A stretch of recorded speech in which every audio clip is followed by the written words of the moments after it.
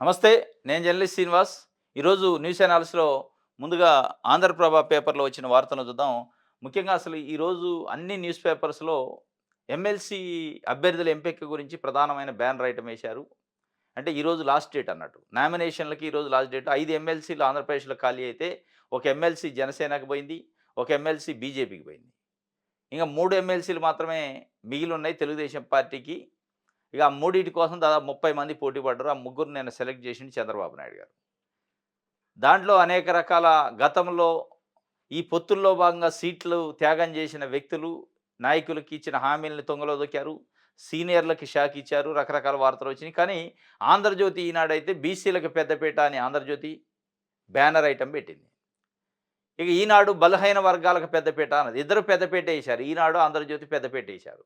కానీ ఈళ్ళిద్దరేస్తే పెద్దపీట రాదు. చంద్రబాబు నాయుడు గారు రాజకీయ పార్టీలేయాలి పెద్దపీట. ఏస్తే అవుతది.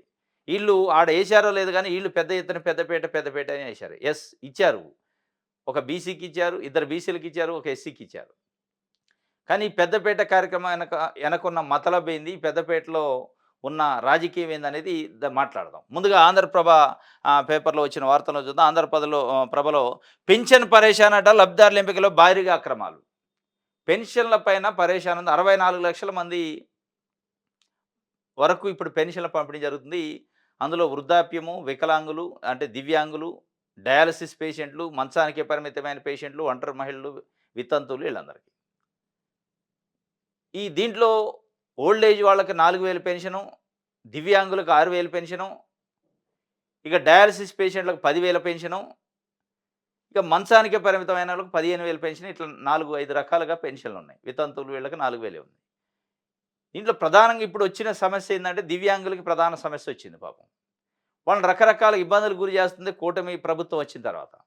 మీకు అర్హత లేదు, మీరు ఆ మెడికల్ సర్టిఫికేట్ తెచ్చుకోండి, లేకపోతే ఇది తెచ్చుకోండి, అది తెచ్చుకోండి అని రకరకాలుగా డయాలసిస్ పేషెంట్లకి, దివ్యాంగులకి తీవ్రమైన ఇబ్బందొచ్చింది. ఇప్పటికే దాదాపు 1,80,000 నుంచి 2,00,000 పెన్షన్లు తొలగించడానికి రెడీగా ఉన్నారు. తొలగించారనేది కొన్ని వార్తలొస్తున్నాయి. ఈ పెన్షన్ల పరేషాను పెన్షన్ తీసుకునే పాపం లబ్ధిదారులు గడిచిన 5 సంవత్సరాల్లో జగన్మోహన్ రెడ్డి ఉన్నప్పుడు ఇంటికి తీసుకొచ్చి ఇచ్చిండు పెన్షన్. ఇవాళ కూడా చంద్రబాబు నాయుడు గారు కూడా ఇంటికి తీసుకుపోయి ఇస్తున్నా అంటాడు. ప్రతి నెల ఫస్ట్ తారీఖు ఆయన ఒక ఇంటికి పోయి ఇస్తాడు. ఈ ఇంటికి తీసుకుపోయి ఇచ్చేదేమో ముందు కనపడుతుంది మీడియాలో. కానీ వెనకాల చాలా అవస్థలు పడుతున్నారు దివ్యాంగులు, డయాలసిస్ పేషెంట్లు అనేది ఇప్పుడు ప్రధాన ఈ పరేషాన్ అదే. ఎవరైతే దివ్యాంగుల కోటాలో పెన్షన్ తీసుకుంటున్నారో వాళ్ళని మళ్ళీ ఒకసారి మెడికల్ రీవెరిఫికేషన్ అని పెట్టి చేస్తుంటే అక్కడ మేమాలు ఇస్తే తప్ప సర్టిఫికేట్లు వచ్చేది లేదు. జెన్యూన్‌గా ఉన్నోళ్ళు కూడా ఇబ్బంది పడే పరిస్థితి. డబ్బులు ఇస్తేనే సర్టిఫికేట్ వస్తుంది. ఈ డబ్బులు తడిపి వాళ్ళు పరేషాన్ పడాల్సిన పరిస్థితి వచ్చింది. ఇలా పెన్షన్ పైనే ఆధారపడి ఉన్నోళ్ళు కూడా చాలామంది ఉన్నారు పాపం. వాళ్ళు ఇవాళ ఈ పెన్షన్ వచ్చిందని మళ్ళీ డాక్టర్లకో లేకపోతే హాస్పిటల్ సిబ్బందికో ఎవరికో దాన్ని ఆ చెయ్యి దడపంది పని అయ్యే పరిస్థితి లేదు. ఇది పెద్ద ఎత్తున ఒక దందా స్టార్ట్ అయింది. మరి ఎందుకు చంద్రబాబు నాయుడు గారు దీన్ని తెరలేపిండు? దీనివల్ల ఎవరికి లాభం? ఎవరికి నష్టం? అంటే అతి సామాన్యమైన దివ్యాంగులకి, డయాలసిస్ పేషెంట్లు ఇలా రోడ్లు పట్టుకొని తిరగాల్సిన పరిస్థితి వచ్చింది. హాస్పిటల్ చుట్టూ, డాక్టర్ల చుట్టూ. దీనికి సంబంధించి ఒక వార్తనిచ్చింది.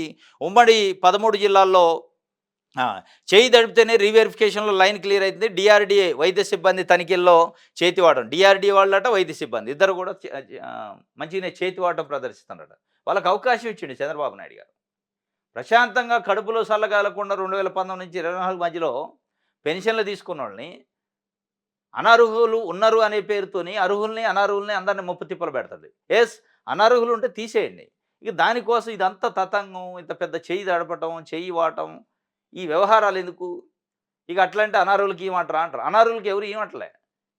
అనర్హుల జాబితా ఉంటే తీసేయండి, పక్కన పెట్టండి. కానీ దాని పేరు చెప్పి మిగతా వాళ్ళందరూ ముప్పు తిప్పలు పెట్టి కడుపులో చల్లగాలకుండా తీసుకునే పెన్షన్ని ఇయ్యాలా గాబరా చేసి రోడ్లు పట్టుకొని, ఆఫీసులు పట్టుకొని, హాస్పిటల్ పట్టుకొని తిరిగే పరిస్థితికి తీసుకొచ్చారు అనేది వాళ్ళ ఆవేదన. పింఛన్ రాదంటూ భయపెడుతున్న వైనం. గతంలో నిబంధనలకు విరుద్ధంగా పింఛన్లు ఫిర్యాదులు వెళ్లవే విచారణకు ఆదేశం. ఉమ్మడి 13 జిల్లాల పరిధిలో 64,00,000 మందికి రాష్ట్ర ప్రభుత్వం ప్రతి నెల పెన్షన్ పంపిణీ చేస్తుంది. అందులో వృద్ధాప్య పెన్షన్దారులకు 4,000, దివ్యాంగులకు 6,000, డయాలసిస్ రోగులకు 10,000, మంచానికి పరిమితమైన రోగులకు 15,000 వంతున అందిస్తుంది. అయితే వృద్ధాప్య పెన్షన్దారుల విషయంలో అటుంచితే దివ్యాంగులు, డయాలసిస్ లబ్ధిదారుల జాబితాలో అనేక అక్రమాలు చోటు చేసుకున్నట్టు పెద్ద ఎత్తున విమర్శలు వస్తున్నాయి. పలు జిల్లాల నుంచి కూడా కూటమి ప్రభుత్వానికి ఫిర్యాదులు వస్తున్నాయి. ఫిర్యాదులు వస్తున్నాయి, దానిపైన షార్ట్ అవుట్ చేయాలి. కానీ ఈ పేరు చెప్పి మిగతా అందరిని ఇబ్బంది పెట్టే కార్యక్రమం చేయొద్దు. నిజమైన అర్హులు కూడా రీవెరిఫికేషన్ పేరుతో తిరగాల్సిన పరిస్థితి వచ్చింది ఇలా. ఏదే అనర్హులతో పాటు వాళ్ళు పోయి కూడా చేయి తడపాల్సిన పరిస్థితి, వాళ్ళు పోయి కూడా టెన్షన్ పడాల్సిన పరిస్థితి. డిఆర్‌డీఏ వైద్య సిబ్బంది చుట్టూ తిరిగి వాళ్ళు బెదిరిస్తారు మీ పెన్షన్ పోద్దని. ఇది ఒక రకమైన పరేషాన్ని పెట్టిండు చంద్రబాబు నాయుడు గారు కూటమి ప్రభుత్వం వచ్చిన తర్వాత అనేది పెన్షనర్లలో ఒక చర్చ. పెంచిండు రూ. 1000. పెంచింది 1000 అయితే మళ్ళా తిప్పలు కూడా అదే ఉన్నాయి. 1000 తిప్పలు పడాల్సి వస్తుందట. ఇది ఇబ్బంది. ఈ ఇబ్బందులు తొలగించాలి కూటమి ప్రభుత్వం. వాళ్ళు ఎవరైతే జెన్యూన్‌గా ఉన్నారో వాళ్ళకి ఇబ్బందులు కలగకుండా, వాళ్ళు చేయి తడిపే అవసరం లేకుండా, వాళ్ళు లంచాలు పెట్టే అవసరం లేకుండా, టెన్షన్ లేకుండా వాళ్ళకి క్లియర్ చేయండి ఫస్ట్. అనర్హులు ఉంటే ఏరేయండి, తప్పులేదు. ఇది వాళ్ళు కోరుకునేది. కానీ పరేషాన్ చేస్తారట. దీనికి సంబంధించి ఒక వార్తని ఆంధ్రప్రభ ఇచ్చింది. రైట్. ప్రజాశక్తి పేపర్ చూద్దాం ఏపీకి సంబంధించి. ప్రజాశక్తిలో సిపిఐఎంపై ఎందుకు అక్కసు, విశ్వసనీయత వెనక ఉన్న మతలబేంటి? ఇది ఇవాళ ప్రజాశక్తి పేపర్ పెద్ద ఎడిటోరియల్ రాసింది, పెద్ద స్టోరీ. ఏంది అసలు ఈ సిపిఐఎం పైన ఎందుకు అక్కసు, ఎవరికి అక్కసు ఉంది?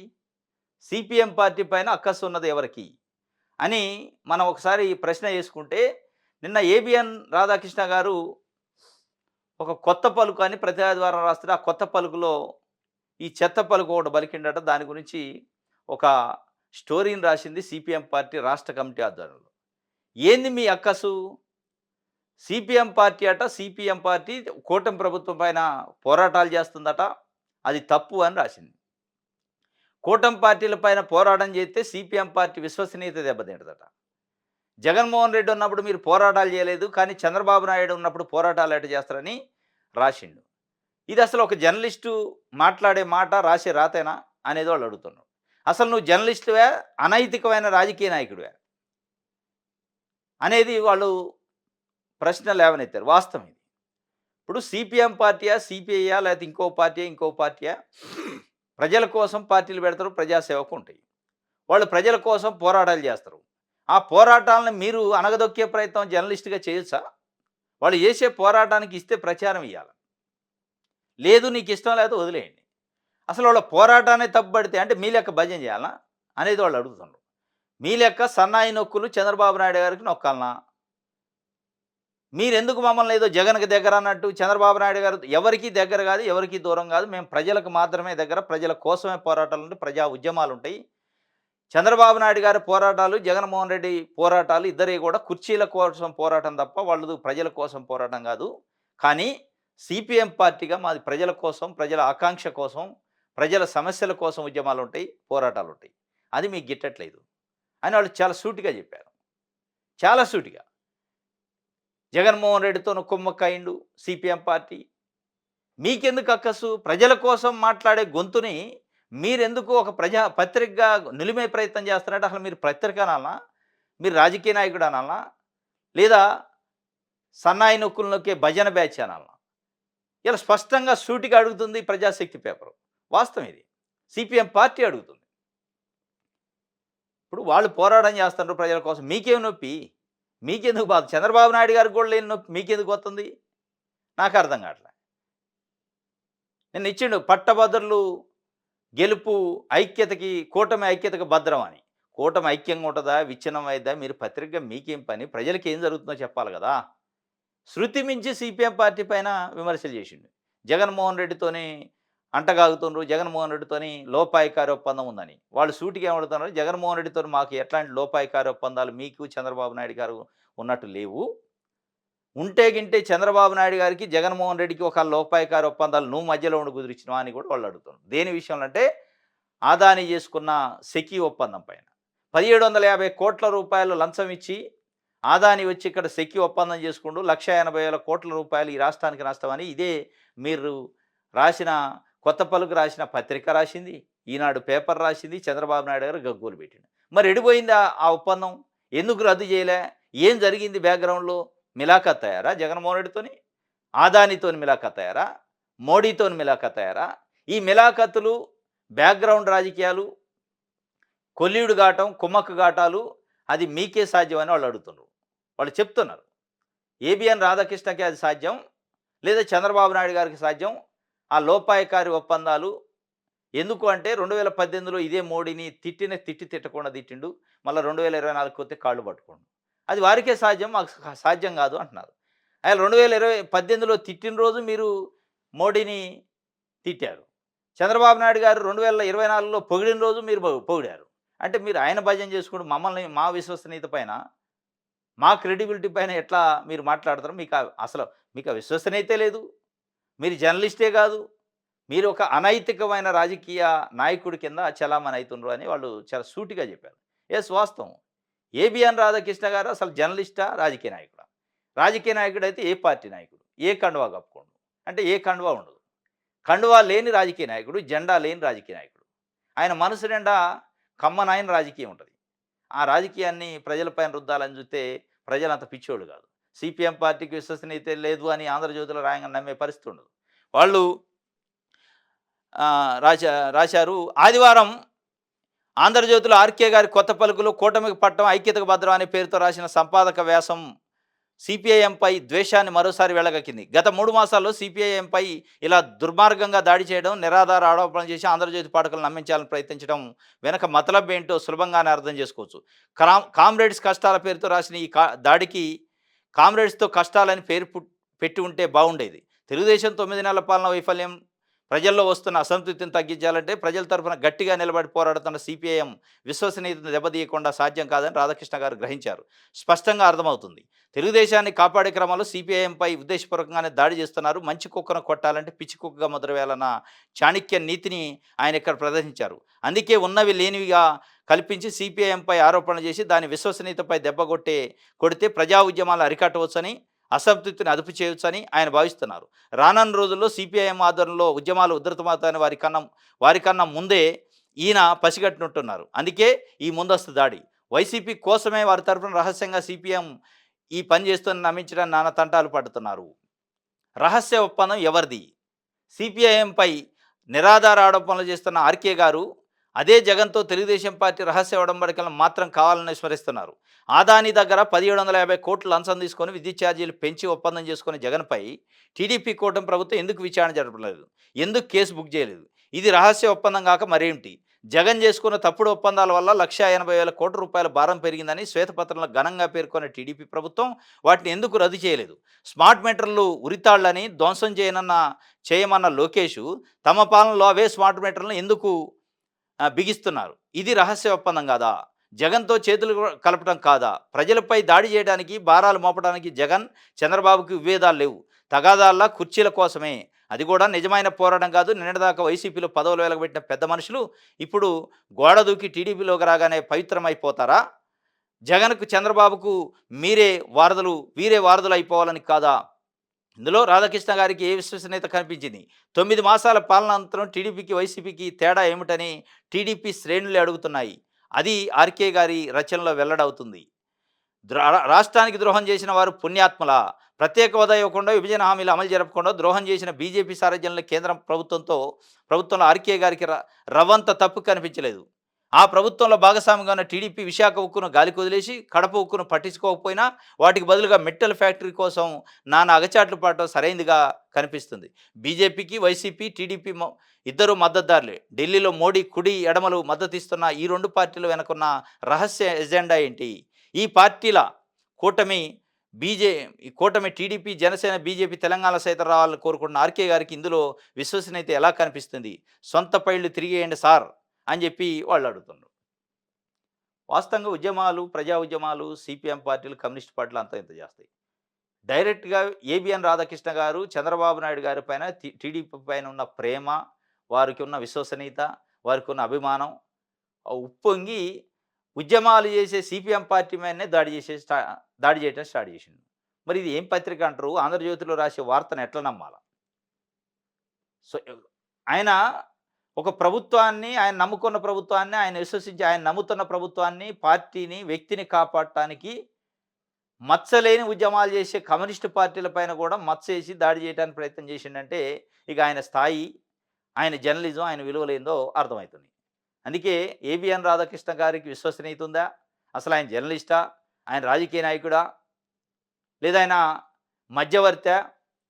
ఇట్లాంటి పార్టీల మధ్యలో చిచ్చులు పెట్టే కార్యక్రమం చేస్తారా? భజన బ్యాచా అనేది ఇక ప్రజలు అర్థం చేసుకోవాలి. అందుకే విశ్వసనీయత వెనకున్న మతలబ్ ఏంటి అని ప్రజాశక్తి అడుగుతుంది. ఇంకోటి సాక్షి పేపర్ చూద్దాం. పాడి రైతుకు దగాట, ప్రైవేట్ డైరీలు చెప్పిందే ధర, ఇష్టం వచ్చినాన్ని కొనుగోలు. కొవ్వు, ఎస్ఎన్ఎఫ్ శాతం సాకుతో అడ్డగోలుగా కోతలు, లీటర్కు సగటున 10 నుంచి 25 వరకు నష్టపోతున్న రైతులు. కూటమి సర్కారు వచ్చిన తర్వాత 90% పైగా మూతబడిన అమూల్ పాల కేంద్రాలు. గతేడాది ఇదే నెలలో లీటర్ గేదె పాలు 89 నుంచి 112 ఉండేట, ఆవు పాలు 44 నుంచి 54 ఉంటే ప్రస్తుతం గేదె పాలు 40 నుంచి 50, ఆవు పాలు 25 నుంచి 30 అట. ఇది ఇది కూటమి ప్రభుత్వం వచ్చాక పాడి రైతుల్ని దగా చేస్తుంది. ప్రైవేట్ డైరీలకు వత్తాసు పలుకుతుందట. అమూల్ డైరీలనే ఉంటాయి. అది ఉన్నప్పుడు పాల ధరలు బాగుండేది. వాటన్నిటిని మూతేశారట. ఇప్పుడు మరి హెరిటేజ్ వీళ్ళు ప్రైవేట్ కంపెనీలు ఈ కథ స్టార్ట్ అవుతున్నట్టుంది. తెలుగుదేశం పార్టీలో ఉన్న కొంతమంది నాయకులు కూడా డైరీలు ఉన్నాయి. ఈవెన్ చంద్రబాబు నాయుడు గారి కుటుంబంతో సహా డైరీలు ఉన్నాయి. వాళ్ళ కోసం ప్రైవేట్ డైరీల కోసం ఎలా పాడి రైతుల్ని పొట్టగొట్టే కార్యక్రమం, నోటి మీద కొట్టే కార్యక్రమం చేస్తారు. దానికి సంబంధించి ఒక వార్తనిచ్చారు. ఘోరంగా ధర బయటపోయిందట, మమ్మల్ని కాపాడాలని. కాపాడేటోడు ఉండేగా. ఇప్పుడు ఎందుకంటే ప్రభుత్వంలో ఉన్న పెద్దలు ముఖ్యమంత్రి స్థాయి నుంచి కింద దాకా డైరీ ఫామ్లు ఉన్నాక వాళ్ళు ఏం కాపాడతారు? పాలకు ధర లేదు, రైతుల పొట్టగొడుతున్నారు. ఇష్టానుసారంగా కొనుగోళ్లు, బయట వాళ్ళకి విక్రయిస్తున్న గతంలో లీటర్కి 69 రూపాయలు వచ్చేది, ఇప్పుడు రావట్లేదు. నాడు అమూలుతో పాల విప్లవం వచ్చింది.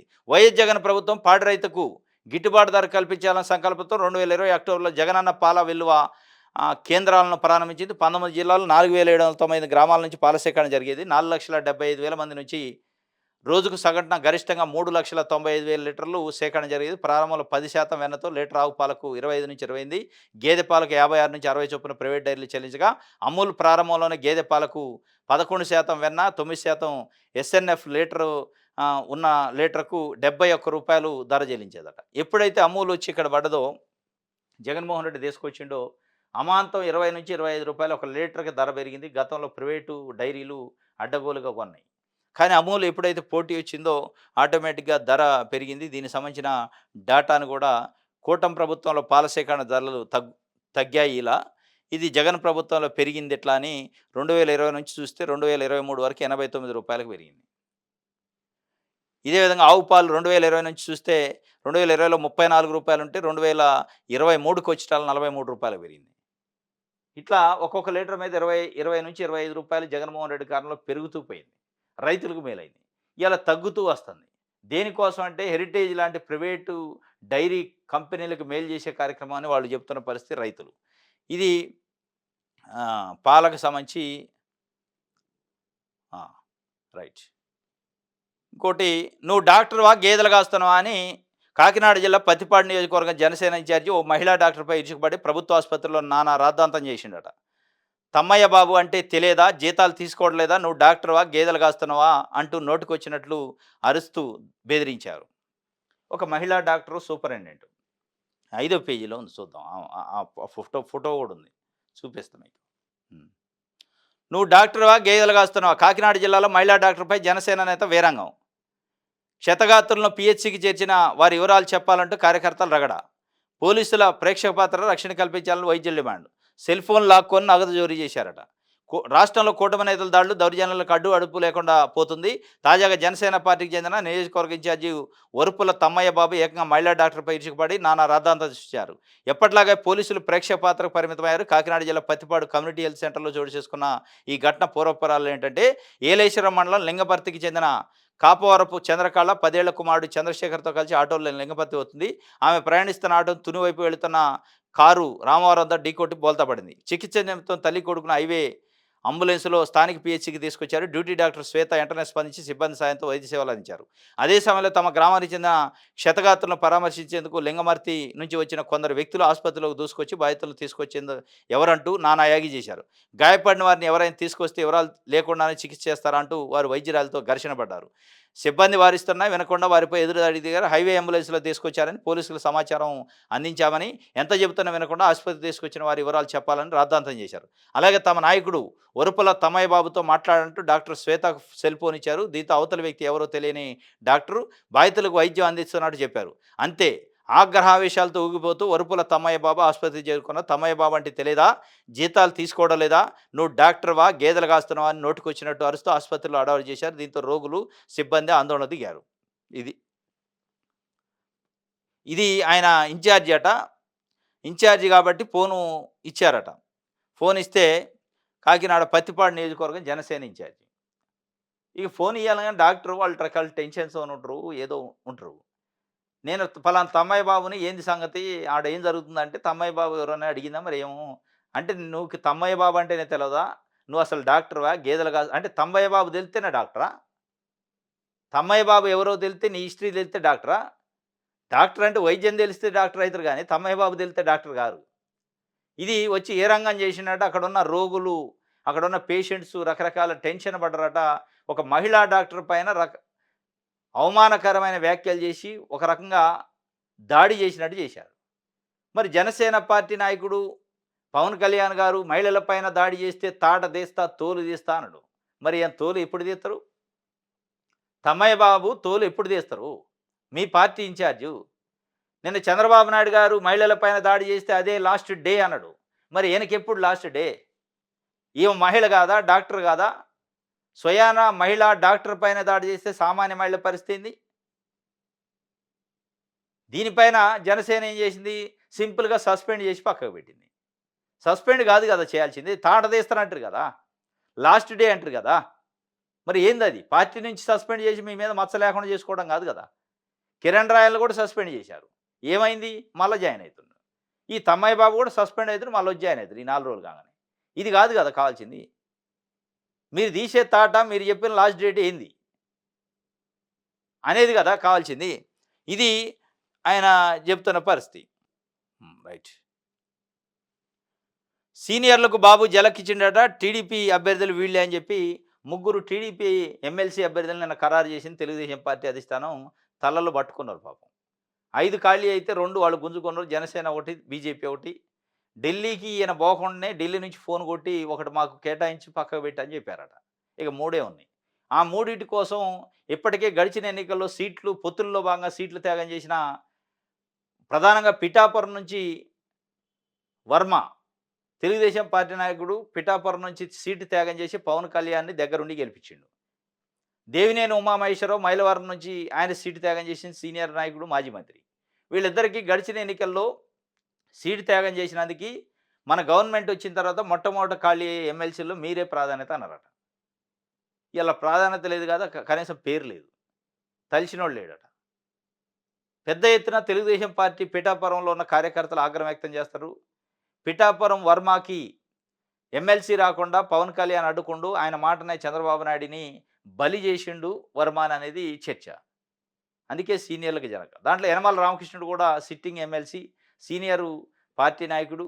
ఆయన గతంలో ఆర్థిక మంత్రిగా ఎమ్మెల్సీగా ఉంచి తీసుకుండా ఇయాల అవసరం కాబట్టి, ఇయాల అవసరం లేదు కాబట్టి ఆయన పీకేశారు. జంగా కృష్ణమూర్తి వైఎస్ఆర్‌సీపీ నుంచి జాయిన్ అయిండు. ఆయన పార్టీ పదవికి ఎమ్మెల్సీ పదవికి రాజీనామా చేసిండు. ఆయన రాజీనామా చేస్తేనే ఒకటి ఖాళీ అయింది. అది కూడా ఉసికాకయింది. ఆయనకి ఇయ్యలేదు. మోపిదేవి వెంకటరమణ ఆయన రాజ్యసభ మెంబర్ త్యాగం చేసి వచ్చిండు. ఆయనకి ఇయ్యలేదు. అనూహ్యంగా వీళ్ళ పేర్లు వచ్చినాయి.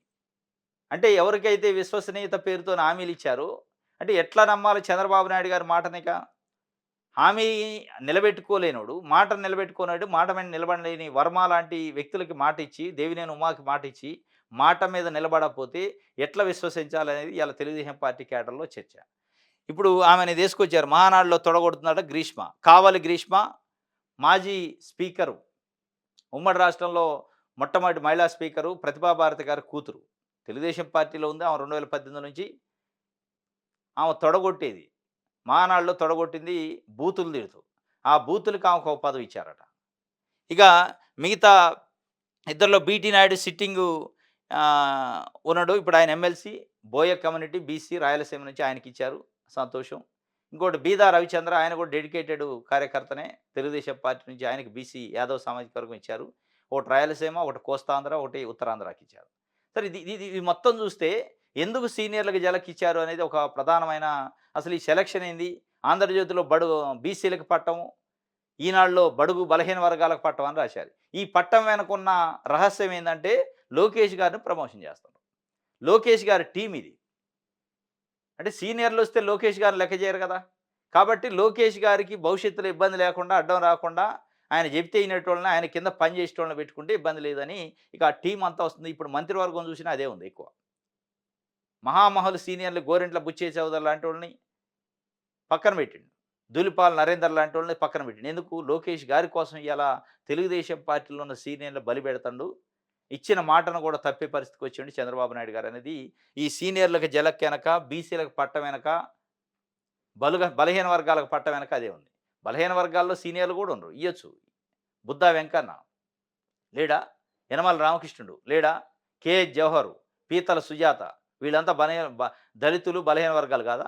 కానీ వాళ్ళకిస్తే లోకేష్ గారి కింద పని చేయలేరు కాబట్టి, చెయ్యరు కాబట్టి, లోకేష్ గారి కింద పనిచేసే కార్యకర్తలు లాంటి వాళ్ళకిస్తే యువతకి ఇచ్చినట్టు ఉంటది. లోకేష్ గారికి ఇబ్బంది లేకుండా ఉండే కార్యక్రమం ఈ జలకు, ఈ పట్టం అనేది స్పష్టంగా అర్థమవుతుంది. హామీ ఇచ్చి చివరకు మోసం చేశారా అని పవన్ అడ్డుకోవడం వల్లనే పిఠాపురంలో నాకు రాలేదనేది వీళ్ళు చెప్తున్న పరిస్థితి. ఇక ఆంధ్రజ్యోతి. కప్పం కట్టాల్సిందట, పనుల్లో వాటా కావాలి, కాదంటే ఒక లారీని రానిచ్చేది, ఒక్క లారీని కూడా రానిచ్చేది లేదని రామాయపట్నం నిర్మాణ సంస్థకు ఎమ్మెల్యే ఇంటూరి నాగేశ్వరరావు చెప్పిండట బెదిరింపులు. సంస్థ ససేమిరాడంతో రామాయపట్నం పోర్టు నిర్మాణానికి సంబంధించి కాంట్రాక్టర్ ఒక ఆయనకు వచ్చింది. దాంట్లో నాకు వాటా ఇస్తావా? లేదా కమిషన్ ఇస్తావా? లేదంటే నీ సంగతి ఏం చూస్తా అని తెలుగుదేశం పార్టీ ఎమ్మెల్యే ఇంటూరి నాగేశ్వరరావు అట ఈయన గారు. కందుకూరు ఎమ్మెల్యే. ఆయన నియోజకవర్గంలో ఉంది ఆ పోర్టు. నాకు వాటా అన్నయ్యి, లేదా లాభం అన్నయ్యి. నాకు పర్సెంటేజ్ అన్నయ్యి. లేదంటే నీ లారీ తిరగనింది, నీకు ఆ పనికి కావాల్సిన మెటీరియల్ ఒక్కటి కూడా రానీనని తీవ్రమైన బెదిరింపులతో రోజు ఇబ్బందట. అది సీఎంఓ దాకా పోయిందట. సీఎంఓ నుంచి ఆదేశాలు వచ్చినాయట, నువ్వు అట చేయొద్దని. అయినా ఆగట్లేదట. మరి సీఎంఓ ఆదేశాలను పట్టించుకోవట్లేదు అంటే మరి సీఎం గారి ఆశీస్సులు, లోకేష్ గారి ఆశీస్సులు ఉండి పట్టించుకోవట్లేదా? ఇది ఆంధ్రజ్యోతిలో రాశారు మళ్ళా. భజన పత్రిక ఆంధ్రజ్యోతి, దరువు పత్రిక ఆంధ్రజ్యోతిలో రాశారంటే ఏ స్థాయిలో అవినీతి ఉంది? లేదంటే ఈయనకి ఇంటూరు నాగేశ్వరరావుకి ఆంధ్రజ్యోతికి ఏమన్నా కసి ఉందా? ఏమన్నా తేడాలు వచ్చినాయా? రాయడు అంత ఈజీగా. తెలుగుదేశం పార్టీ ఎమ్మెల్యేల గురించి, నాయకుల గురించి అవినీతి ఎంత చేసినా రాయడు జనరల్‌గా. రాసిండంటే ఆ వ్యక్తిగతంగా ఆయనకి ఏదైనా పంచాయతీ ఉంటే రాసి ఉంటారు. మరి ఆ పంచాయతీ ఏముందో గానీ ఇదైతే కరెక్ట్ కాదు, కప్పం కట్టియటం. ఇక బీసీలకు పెద్దపీటట. ఈ పెద్దపీట ఎనక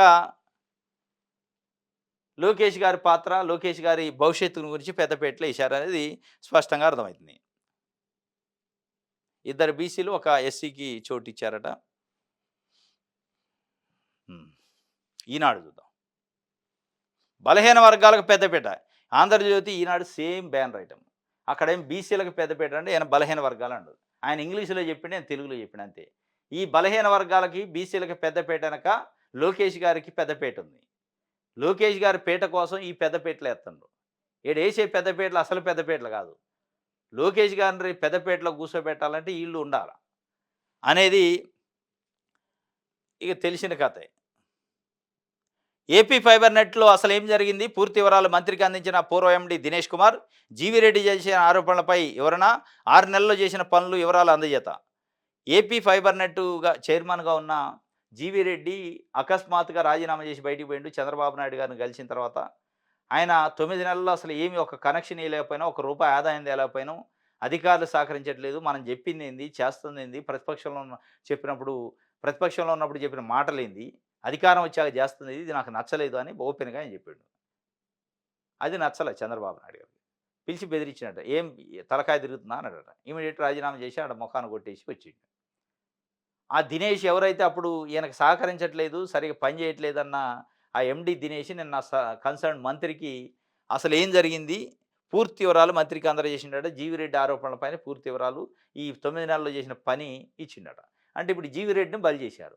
ఇక దినేష్ మళ్ళా వచ్చి అది ఆ మంత్రితో కలిసి రిపోర్ట్ ఇచ్చే పరిస్థితి వచ్చిందంటే ఎవరిపైన ఇస్తారు రిపోర్టు? జీవిరెడ్డి చేసిన ఆరోపణలను తప్పు, ఆయనకు కావాలనే చేసిండు, మేము చాలా అద్భుతమైన పని చేసినాం అని చెప్పే ప్రయత్నం. మొత్తానికైతే ఆయన బలి చేశారు. ఇది ఆ రిపోర్ట్ అయితే ఇస్తానరట. ఇది ఈనాడు. ఇది ఈరోజు న్యూస్ అనాలిసిస్. రేపు తాజా వార్తలతో తిరిగి కలుసుకుందాం. Thank you.